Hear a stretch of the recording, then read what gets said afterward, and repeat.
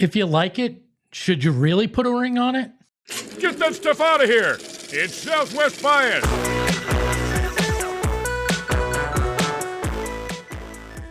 It's Southwest Bias, brought to you by our friends at Branded Bills. Elevate your brand with Branded Bills, the perfect headwear and apparel. Use that promo code PHNX to save yourself 20% off your first order. And today, we're talking about rings. No, not engagements, not weddings that all of you 30-somethings have to go to nowadays right now. No, we're talking about championship rings. And if you have to have a championship ring at the end of the season for your team to have been considered successful.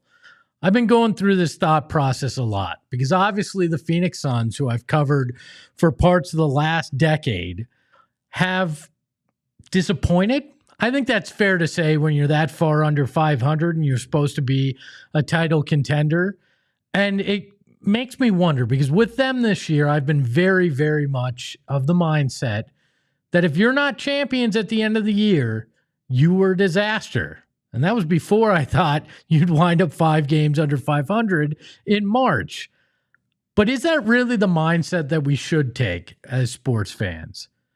Because does it rob us of joy of the moments, right? Are there seasons that can be immensely successful even if you're not the last team standing? I didn't really used to think that that was the case. I used to think if you don't win a title, you've failed. Because that is the ultimate goal of what you're doing as a team, as an organization, and overall.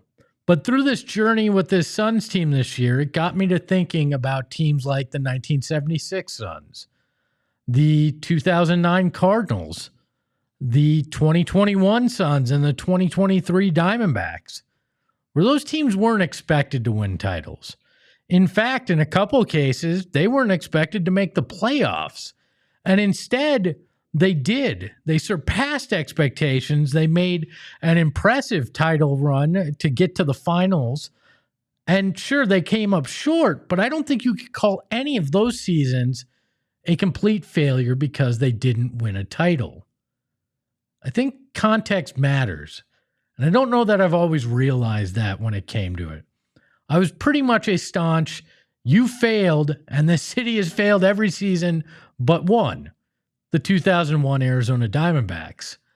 But I'm not sure that that's true because part of what's so important about being a sports fan is enjoying the ride. Now, with the Suns this year, the ride's been miserable and the destination looks like it's going to be worse.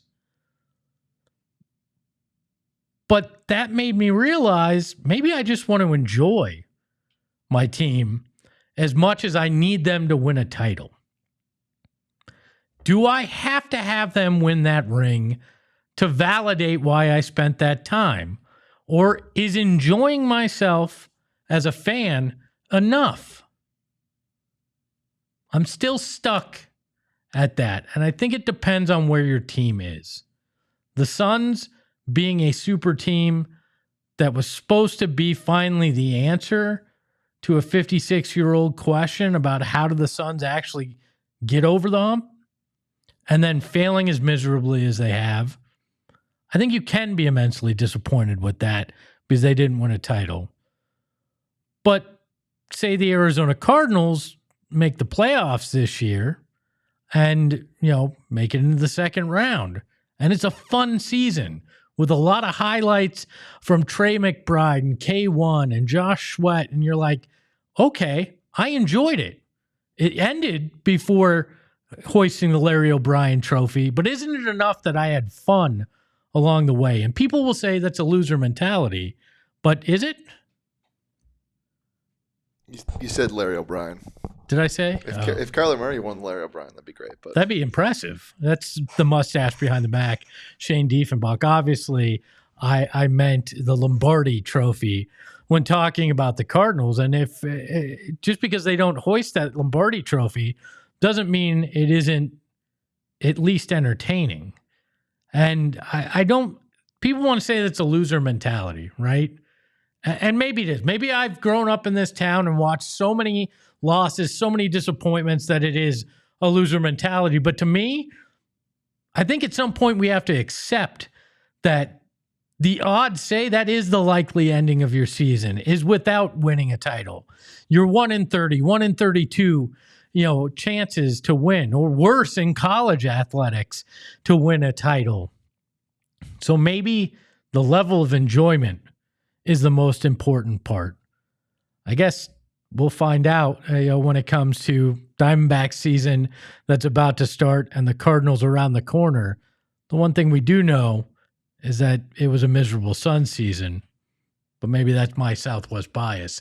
Shane, where do you stand when it comes to, is it title or bust for your favorite teams? Do they have to win it all to be worthy? I don't think so. Well, worthy, maybe, but is that your litmus of being a fan? Like, I struggle with it, to be honest. I don't know. I think there are expectations for different teams, and you can't hold teams to the same standard. That being said, like, I think it's all season based. Like, it shouldn't be. You shouldn't expect it every year, but if you're put in the position to contend or are not contending for a certain amount of time, then there is reason to be upset. Well, you're an ASU guy, and you've been on our ASU show. Do you look at the way the ASU season ended as a disappointment, the football-wise? Absolutely not, because again, that was an expectation. You ask anybody before that season, including me, and I was a lot higher on the team than most people, and even I said that their ceiling was probably 7 to 8 wins. I mean, I think that's fair. I think expectations play a large part of it. I think the Suns are a unique case because it's been so long. There's been so many close calls, and they failed so many times at it that I think Suns fans maybe have kind of a skewed perspective because there's this feeling of it has to happen before I'm off this mortal coil, right? Well, I also think it changes, again, with expectations, but with the specific type of player you're bringing in.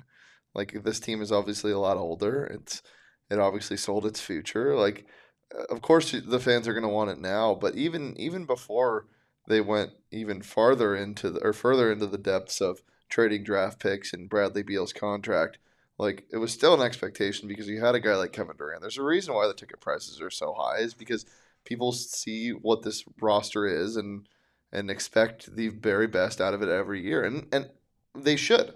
Rightfully they should, because life is expectation based. I mean, so many people like get their hopes like crushed because of expectations. And the owner of the team is the one giving you those expectations. He's saying they're contending for a championship year in and year out. Of course you're going to want to win a championship, and of course you're going to be disappointed when you're 4 games under 500 and it looks like it's over.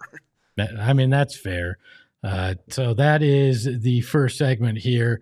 On the other side of the break, I'm going to bring in an expert when it comes to the Arizona Cardinals, because it is NFL free agency, and we're not quite sure if the Cardinals are trying to be contenders or if they're just trying to make everybody happy by getting into the playoffs. We'll talk about that next. You've seen those white Jaguars driving around town that look a little different than other cars, right? Now, I'm used to riding in a Jaguar. Okay, I'm not. I don't own a Jaguar. But when I want to ride in one, I use Waymo because it is an autonomous vehicle that is unbelievable. I love the ability to get in there, know I'm going to be safe, know I get a ride by myself if I so choose, unless I'm bringing my family along. I can listen to my music, and I can go from point A to point B without any hassle. That's the beauty of Waymo, right? And you can try it today. They have an unbelievable amount of these vehicles in Phoenix, and they drive 150,000 miles per week across San Francisco, Los Angeles, and Phoenix. They have this down to a science, almost literally a science when it comes to it. Waymo has traveled over 40 million miles of real-world driving experience. That's enough to get from the moon to here, or I think you'd probably start here and go to the moon. But, you can do it like 80 times. That's how long they've driven around here.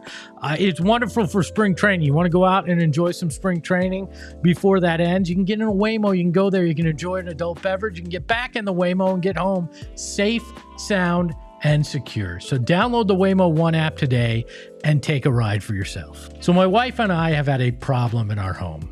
Not with each other. Well, she has problems with me all the time, but it wasn't that. We have a giant sliding glass door in our house where the sun basically came through like a magnifying glass and made our kitchen so hot in the summer, it was unbearable. So what did I do? I called my friends over at All Pro Shade Concepts and said, I need a solution. What can you do in terms of a shade to take that sunlight and not put it right in my kitchen and make it feel like 150 degrees in my home? They said, you know what? We got you covered. We're going to come out. We're going to do all the measurements. We're going to give you a free estimate. And we're going to talk to you and your wife to make sure you get exactly what you want. And they lived up to expectations. They did that a few weeks later. They called me and said, hey, we're ready to come out for the installation. Can you do it? I said, yeah, sure. When? I'm expecting 2, 3, 4 weeks, because that's the way these things go. No. They said, we can come out this week and we can install that for you. It's going to take a few hours. We're good to go. It was painless. Amazing installation. They cleaned up everything. It looked better than it did before in my backyard. That's how great they were. And we love our new shade. It is fantastic. It has done exactly what they had told us. And there's a reason that they're an A+ rated by the Better Business Bureau in Arizona, because they put the time and effort in to do the job right. They've been in the business here in the Valley for 20 years, and they have held the same quality and standards that entire time.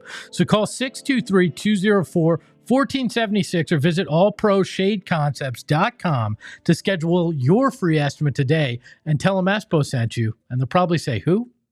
All right, so I pulled Bo Brock out of the hole he's been hiding in for free agency. He's either been at this desk or sitting in the dark corner trying to figure out what the Cardinals are doing. Bo, I need to know, is this team all about trying to make themselves a contender this year, or is this offseason just simply about trying to take that next step and get in the playoffs? Look, short answer, yes. It was a yes or no question. No, I mean, I think, yes, they are in the business of making themselves a contender. As far as what the ultimate goal is, to make themselves a sustainable, consistent contender. So are they going to kind of, I guess, mortgage the future in order to do so? No, but they want to be able to set themselves up, continue to lay the foundation, and put the Cardinals in a position to punch their ticket to the postseason, make some noise there, but also do it year in and year out. So they're going to do it, but also not abandon their long-term goal at the same time. I know some people are disappointed. We're at the afternoon of day 2 of free agency, and really what you've come away with is Josh Sweat and some re-signings. Right. Does Josh Sweat put you, tough for me to say, apparently, Josh Sweat, does that put you closer to that goal? Is it enough where if you walk away from that with him and a decent draft that you feel like you've kind of accomplished what you hope to? That does a lot of the heavy lifting, like landing a player like Josh Sweat. It really kind of checks a need of somebody that can win a one-on-one matchup that wasn't there for him down the stretch last year. When they needed to play late in the game, let's say against the Carolina Panthers, they didn't have somebody even against that, offensive line for Carolina to win and take down an opposing quarterback or ball carrier, where I think Josh Sweat, he gives you that ability with a championship pedigree. But you still look at this defensive front at 7, and it's one of the more underserved groups still in the league. Josh Sweat can't do it on his own, but you also mentioned the draft part. That's the strength of this draft. That's a Sweat, not Josh Sweat, that you're going to have to kind of really kind of ride out here until the end of the draft in April. But there have to be moves in between to continue to supplement this roster. For you to be comfortable to look at it and on a daily basis with Johnny, I'm sorry you have to deal with him on a daily basis, but when you're on his show, to stay positive about this and looking at them as potentially being a contender, what additional boxes do they have to check in free agency over the next few days, but then also looking at the draft in your mind? No, in free agency, I think that they just have to continue to add and raise the talent floor on the defensive front more now. Interior-wise, get somebody to play nose tackle. That's a position that is completely void right now on this roster. That you can add some more bodies to that edge room, but are I guess, steps up from like the Jesse Luquettas, no disrespect to Victor Dumukagis of the last couple seasons, guys with just a little bit more upside, and it's a little bit deeper than it has before. So when you do add somebody at 16th overall, your second round pick, 47th overall, it just looks a little bit better. It supplements it even more so to where they're making an impact, consistently and when it matters the most late in the season. So you're looking at interior defensive line. I think you need to add somebody to the secondary. You also need to add depth to your offensive line and maybe a wide receiver. And don't forget, backup quarterback to Kyler Murray. So when you look at it, Sweat's the only big money that they've really spent so far. From what you've heard, were they in on other guys? Is this a simple, they just wanted to spend on one guy, or have they been pursuing others? No, they've been pursuing in hot pursuit of some of the top players at their respective positions in free agency. And people are going to be like, oh, it's the same old Cardinals, always the bridesmaid. But they were in their final negotiations with Milton Williams, who I think everybody will agree was the top player in this free agency. He ends up going to the New England Patriots. I said that they have salary cap FU money. Like they were going to outbid you no matter what you put your paddle up for with the auctioneer. And then they were in with Will Fries, which was a little surprising. He was the top guard on the market. They really wanted to upgrade that. I think they're a little bit content, but not complacent as far as their offensive line. They wanted a war daddy guard. They tried for Will Fries, and then just like New England, Minnesota, they're a little bit reckless, more aggressive with their salary cap spending, and they took Will Fries on nearly a $90 million deal. That's a big chunk of change for a non-premium position. I'm a big believer in you don't overspend on Fries because you can find them pretty cheap everywhere. When you look at this, though, is this a Monty strategy? I mean, is this the way he just manages a cap, or is this ownership capping where you can go spending? This is, it's not the latter. I mean, people want to kind of continue to lean into the narrative that, Michael Bidwill is Bill Bidwill's son and he's not going to spend on the roster. But look, Bidwill has a long track record, especially with Steve Keim as his GM, of maxing out the salary cap. There's no, he's not going to hesitate as far as spending on the roster. This is a Monty Ossenfort plan. He's been very transparent as far as that we're a draft enveloped team, supplement in free agency. And if the deal's right, like Josh Sweat, under $20 million per year, they're going to do it. But if you're going to go above what they're willing to spend, Milton Williams, Will Fries, they're going to be like your dad, where you say, hey, this is a hell of a deal. He's like, well, we're just not going to spend money to spend money. So you had a father like mine. Oh, yeah. A cheapskate. Anyways, Dad's going to watch this. I'm going to get a phone call now.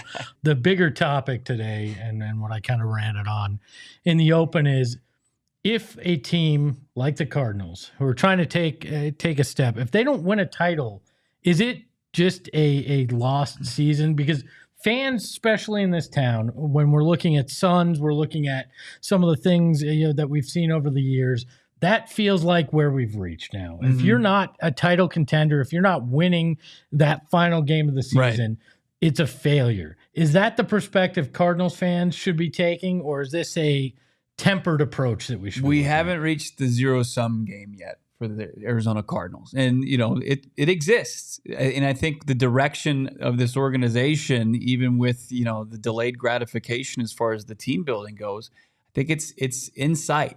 And they want to get there. And I think that this is Jonathan Gannon, Monty Ossenfort are the guys to kind of lead them into that conversation. But with that comes patience. And we haven't reached that yet. I mean, it's just the context of it. The Cardinals, would you sign up for a 10, 11 win season next year in a playoff berth? You absolutely would.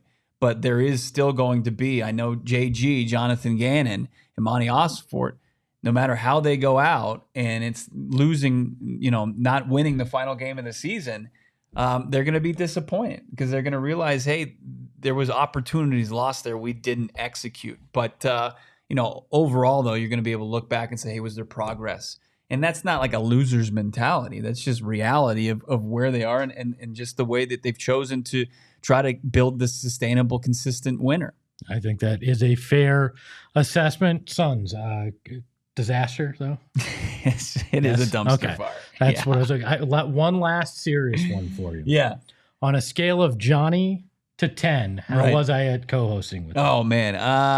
Probably an 11. Okay. I mean, smart since I signed the paycheck. So look, good choice. You just tune in. If the Cardinals, if they continue to sit out the rest of this free agency, it's going to be an even wider margin. I'm shocked that you and Johnny actually broke the fast yesterday. I thought you were going to hold out. He's Bo Brock. Check him out every day, 4:30. PHNX Cardinals. He, Johnny, Damon, they got you covered on everything. Bo, thanks for your time. Thanks, Espo. The mustache behind the Mac and I want to make this show fun. So I thought, why don't we play a game? We're going to play 2 takes and a fake. I want to hear 2 things that are true from you, Shane, 1 thing that is fake, and I'm going to try to pick the fake one, and then I will serve up some for you. All right, let's do it. My 3 sports takes, most of them are Valley related. 2 of them are. Number 1, Kyler Murray should be traded. Okay. Soon. Not soon, but, I believe that his time is up in Arizona. 2, you should always foul up 3 late in the shot or late in the game clock. And 3, James Harden is a top 5 scorer of all time. I'm going to go with the K1 should be traded as the fake. It is. I figured. There you go. Yeah. You're a basketball guy. You're a purist. I can see the other 2 being takes that you would have. I want a little different because it's my show, so I want a little personal for you. These are 3 things involving me, and I want to know which one isn't true. I played a chef in a women's lifestyle show open. Charles Barkley told me to F off at the Barclays Center. I once filled in for a producer on the Dan Patrick Show. What's the fake? I know that Charles Barkley definitely told you that. This is true. Was it at the Barclays Center, though? I don't know. You wouldn't do that. I wouldn't. I'm going to go with the 3rd one. You never filled in for a producer on that show. That is true. I have not. I have been a producer in radio. I never filled in for anybody on the Dan Patrick Show. And yes, I did play a chef on Arizona Midday. My first job here was working for Channel 12 in the marketing department, and I ran the green room on that show, and they needed somebody for their intro, so they threw me in a chef's outfit. I've never cooked a day in my life, and I whisked in a bowl while talking to them, and essentially, if anybody could read lips, they would have seen me saying, I don't know how to cook, so I'm just pretending to be a chef. I don't know what I'm doing. So that's fun. So you're basically stock footage. Essentially, but the 2 hosts were right next to me, so that's fun. I was stock footage of a chef that they had. Have I told you the Barkley story? You told me, but I think the people should know. So I was at the All-Star game. I believe it was 2015. That was split between Madison Square Garden and the Barclays Center. We only had Isaiah Thomas that was in the skills competition, but I was out there all week. So I took the Isaiah Thomas bobblehead that we had just given out, and I went around the city of New York and took photos with it as if he was running our Twitter account. So it was early days of Twitter. It was the Wild West, so we'd try anything stupid, even on a team account. So I went all over New York City in freezing cold weather with this dumb bobblehead and made it basically a whole experience of All-Star Weekend. So I get to All-Star Saturday night. I'm in the bowels of Barclays Center after the fact. I'm wearing my press credential. I've met Charles Barkley before, and he was fantastic to me. He gave me an interview. Pulled me behind the bar at Marley's and took a photo with me. Like, couldn't have been a nicer guy. So I go up to him and I, kind of try to introduce myself again. I say, will you take a picture of this Isaiah Thomas bobblehead for the Sun? And before I could finish saying for the Sun's Twitter account, he says, man, F you. You can pay me $1 million to promote your product like everybody else, or you can get the hell out of my face. And he didn't say F you. He said the full thing directly at me. And that was my don't meet your heroes because they might disappoint you even after they've not disappointed you the first time you met them. So that was kind of the story there. Shane, I got one more thing before we get out of here, because I've been encouraged to maybe from time to time talk a little non-sports. It's sports related, but it's hats, right? And this is the kind of thing that our friends at Branded Bills would never do. But there was a hat that was released. It was a series of MLB hats, and the Texas Rangers hat, all of them had the name of the state, and then the giant logo for the team in front of the name for it. Tetas. It's the word, the vulgar word for breasts in Spanish, right? And so there was an uproar. They actually had to pull this hat off the market because people were so taken aback by it. I like the one that the Boston Red Sox one that said Bobon. Yep. Yes. There were some ridiculous things. What were they doing? Who designs them and doesn't look at that, right? And go, this seems a little off. Like, is there not quality control in these kind of things? The only thing I can think of is that they were lazy. It's whatever. Or they knew what they were doing and thought it was funny, didn't think anybody else would get caught. I think they should keep them out, but you have to buy them in a set. All right. That's the bad joke. Wow. There's been plenty of them. But you can follow the show at PHNX_sports.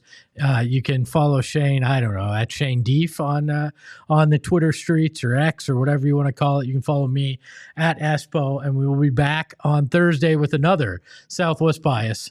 Ahoy, hoy.